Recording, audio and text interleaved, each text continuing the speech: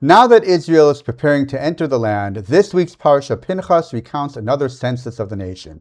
But this census leads to something new. Moshe begins taking concrete steps to divide the land among the tribes. Each tribe, except Levi, is assigned a portion that will become its permanent inheritance. Almost immediately, a problem soon arises. Tzlafchad from the tribe of Menashe died in the desert, leaving no sons, only daughters. Since inheritance traditionally passed through the male heirs, the tribal leaders hesitated to grant Tzlafchad's portion to his daughters. If there were no sons, they argued, why allocate land to him at all?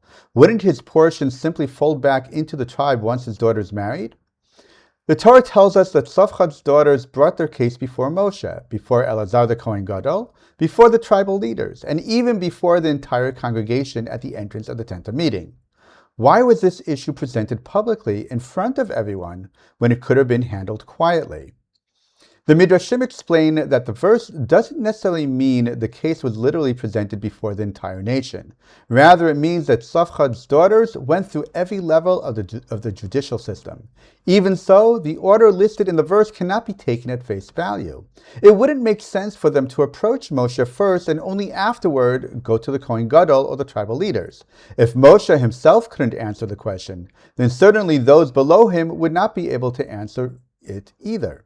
Therefore, the Midrash concludes that they followed the established judicial hierarchy, beginning with the lowest courts and working their way upward until the case ultimately reached Moshe.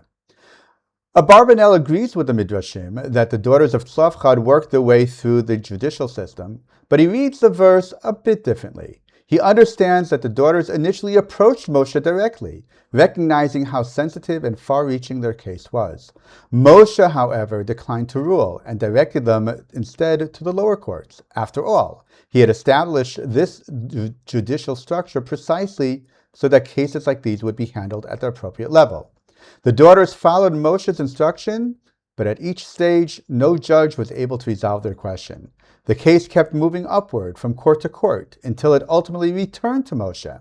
And when Moshe himself could not provide an answer, he turned to God for guidance. These explanations show that the judicial system functioned exactly as designed, but they still don't explain why the Torah describes the entire nation gathering at the entrance of the tent of meeting to witness the final ruling. Curiosity alone wouldn't draw everyone there. Rather, every person present, Moshe, the tribal leaders, and even ordinary members of the nation, had a vested interest in the outcome. If the status quo remained unchanged, people needed to understand that clearly. But if the daughters of Tzlafchad were granted a portion of land, the ruling would be nothing short of revolutionary, a decision with the potential to reshape tribal boundaries, inheritance norms, and the very structure of Israel's society from the very beginning. This possibility drew the nation to witness the verdict firsthand. Everyone wanted to hear the answer directly, without rumor or interpretation, because the implications could affect every family and every tribe. Besides for being a case of interest, presenting it publicly ensured that the message would spread quickly and with precision. In this way, the ruling was delivered clearly and efficiently, ensuring everyone understood a decision that touched the entire nation. Shabbat Shalom.